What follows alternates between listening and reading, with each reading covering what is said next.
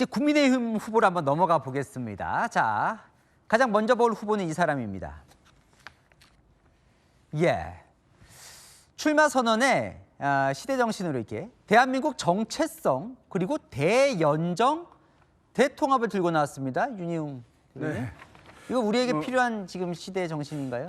예. 아까도 말씀드렸지만 시대 정신은 후보가 선택하는 것이라고 예. 저는 생각되는데 지금 캠페인상에서 그러니까 김문수 장관 같은 경우에는 전 장관 같은 경우는 본인이 어쨌든 강성 지지층들 그다음에 예. 이제 대한민국 체제를 중시하는 부분들이 있으니까 이 정체성을 이제 강조한 것이라고 할 수가 있겠고 아마 이제 이 통합 얘기하고 한 것은 반면에 야권에 있는 뭐 이재명 유력한 후보인 이제 이재명 대표가 굉장히 폐쇄적이고 이렇게 통합에 좀 부실하고 뭐 이제 예. 이런 것을 지적하면서 얘기한 것으로 느껴져요. 예. 일단은. 그런데 선거 캠페인상 봤을 때는 좀 아쉬운 측면이 있습니다. 네. 왜냐하면 후보가 얘기하는 것들은 굉장히 논리적인 정합성을 가져야 되거든요. 예. 유권자가 그것을 들었을 때.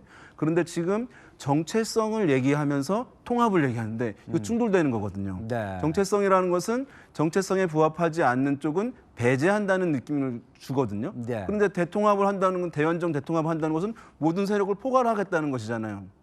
그러니까 굉장히 많은 고민을 담아서 아마 이제 단점, 장점들 이제 하면서 만든 것이라고 보여지긴 하고 네. 나름대로 경선이니까 설득력이 있다고 할 텐데 대선 전체를 통과해서 봤을 때 이 두 가지를 끝까지 가져갈 수 있을 것인가?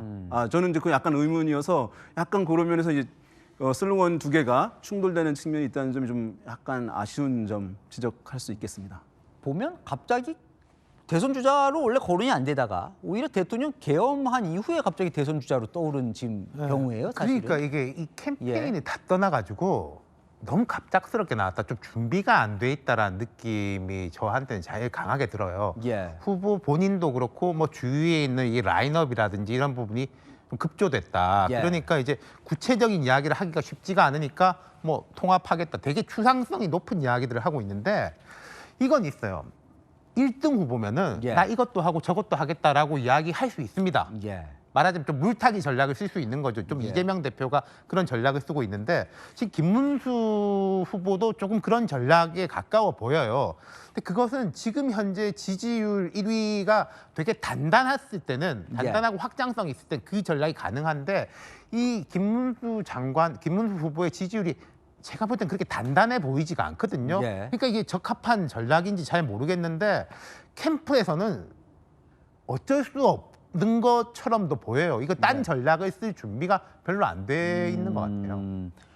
어쨌건 보면 좀 청렴하고 뭐 그런 그다음에 여러 가지 지금 본인의 인생 궤적을 보면 진짜 뭐 본인 얘기대로 노동운동도 했다가 또 보수정당 소장파 역할도 좀 했다가 이렇게 좀 다양한 역할도 해온 것은 좀 자격 중에 다양한 걸 좀 통합할 수 있는 자격은 안 되나요? 아니 그러니까 가장 뭐 신념이 투철한 분이고 뭐 깨끗한 분이고 예. 뭐 이제 그 도지사도 했고 예. 뭐 장관도 했고 이런 그렇죠. 점은 있죠. 그러나 지금 국민의힘 후보 중에서 갑자기 1등이 됐을 때 가장 놀란 사람이 본인일 겁니다. 네. 그러니까 본인이 왜 1등 되지 잘 모를 텐데 그러니까 이게 비상계엄과 탄핵 국면이 만들어낸 그런 건데 보수층 입장에서 보면 믿을 수도 있고 이길 수도 있는 후보를 찾는데 예. 믿을 수 있으면 이길 수 없고 이길 수 있으면 믿을 수 없는 거 아닙니까? 그러면 지금까지 탄핵될 때까지 인용될 때까지는 주로 우리 정체성 우리가 믿을 수 있는 사람이 누구냐라는 데서 가장 어필한 분이라고 저는 봅니다. 예. 김문수 후보가. 그러나 이제부터는 이재명 대표를 대통령으로 만들면 안 된다. 이렇게 예. 생각할 때 누가 나가야 이길 수 있느냐라는 부분에서는 조금 그 외연확장에서 좀 약하죠. 왜냐하면 이념지향적인 분이니까. 예. 뭐 이미 뭐 이승만, 박정희 이런 분 얘기하고 주로 옛날 얘기를 주로 하는 분이지 미래 얘기를 하는 분은 아니거든요. 예. 그러니까 그렇게 되기 때문에 그 대통합이라는 것이 빅텐트를 칠 수밖에 없다. 예. 그렇게 얘기를 하는데 과연 저 이념적인 문제에서 그 김문수 장관이 뭐 비상계엄에 대해서 어떤 태도를 갖고 있었는지 예. 또 탄핵에 대해서 어떤 걸 갖고 있었는지 모르지만 윤석열 대통령에 대한 심판이 지금 굉장히 지금 정서적으로 강하게 지금 작동하고 있는 상태에서 네. 탄핵을 반대했던 분이기 때문에 네. 이 상황에서 경쟁력이 있을까라는 부분이 좀 지금부터는 조금 흔들리고 또 실제로 인용되고 나서 또 한독수 뭐 출마설이 나올 때도 가장 먼저 영향을 받고 타격을 받고 지지율이 흔들리는 거 보면 네. 뭐 갑자기 만들어진 지지율이기 때문에 예. 갑자기 꺼질 수도 있죠. 여기 덧붙이자면은 이제 이번 과정에서 윤석열 대통령 이제 탄핵 뭐 이제 요 과정에서 보게 되면 가장 이제 신기했던 장면이 바로 이제 이겁니다. 예. 과거에 이제 제가 이런 말씀드렸어요. 진보층들은 지지자들이 좀 젊기 때문에 정보 네. 유통이 상당히 빠르고 습득이 빠르기 때문에 어떤 이제 단기간에 스타를 만들어내는 게 한 1개월, 2개월이면 이제 한 명을 새롭게 부상시킬 수 있다. 그런데 예. 이제 보수 진영에서는 그래도 이제 지지자들이 어르신들이 많이 있으니까 뭐 이제 정보도 받아들이고 하시는데 좀 시간이 걸리니까 이거는 최소한 이제 반년 이상이 있어야지 어떤 사람 이제 스타로 만들 수 있다. 예. 시간이 많이 걸린다 이렇게 얘기를 불과 몇 년 전까지 했었거든요. 근데 이게 이번에 완전히 깨진 거예요. 네. 그러니까 보수에서도 단 일주일 만에, 열흘 만에 한 명을 두 자릿수 지지율의 인물로 만들어낼 수 있는 게 이번에 확인된 거예요. 그러니까 상당히 이제 이것은 선거 캠페인 관점에서 봤을 때, 또는 정치의 어떤 상황 좀 봤을 때 상당히 이제 이례적인 현상이거든요. 네. 아마도 뭐 이런 동영상 채널이라든가 뭐 단체 뭐 단톡방이라고 얘기하는 그런 것들을 통해 가지고 굉장히 어떤 메시지들이 지지자들에게 쉽게 전달이 되고 수용하고 이행하고 이런 시스템이 이제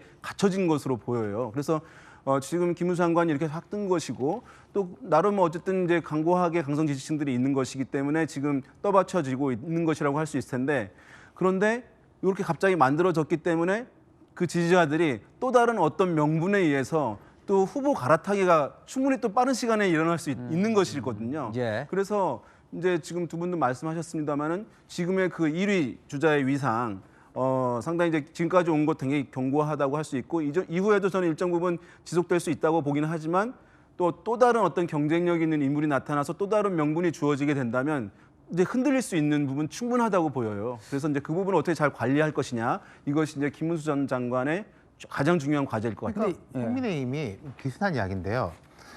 그 정광훈 목사하고 뭘 같이 했다고 징계받은 지가 얼마 안 되는 당이에요. 예. 근데 지금 이게 최근에 보면은 2020년 총선 때 김문수 장관은 국민의힘 그 자유한국 당이었죠. 미래통합당 소속도 아니고 나가서 정광훈 목사와 같은 당을 차리고 그랬거든요. 근데 방금 말씀하신 대로 이 붐업 된 과정에서 그래서 더 좋아. 라고 하면서 김문수 장관이 붐업이 된 거란 말이에요. 근데 본인은 그래서 중도 외연 확장을 제가 이제 인터뷰할 때 물어봤더니 본인의 과거를 봐라. 노동운동하고 경기지사 할 때 내가 냈던 성과들을 봐달라. 그러면 훨씬 외연 확장이 가능하다. 이렇게 지금 캠페인을 하는데. 근데 예. 그건 잘 모르겠습니다. 그러니까 이제 김문수 장관은 되게 선명하고 올곧고 꼬장꼬장하고 제가 알기로 뭐 재산도 한 되게 작고 이런 분인데 노동운동 할 때도 맨 왼쪽, 네. 우파로 와서도 맨 오른쪽 그런 느낌을 주고 있는 거죠. 그러니까 지금까지 지지율 올라오는 데는 그래서 더 좋아라고 했는데 예. 그것이 과연 방금 말씀하신 대로 나는 왼쪽 오른쪽 다 겪었으니까 중도야라고 예. 하는 게 대선 본선에서 국민들이 맞구나라고 받아들일지는 의문이라는 거죠. 자, 알겠습니다.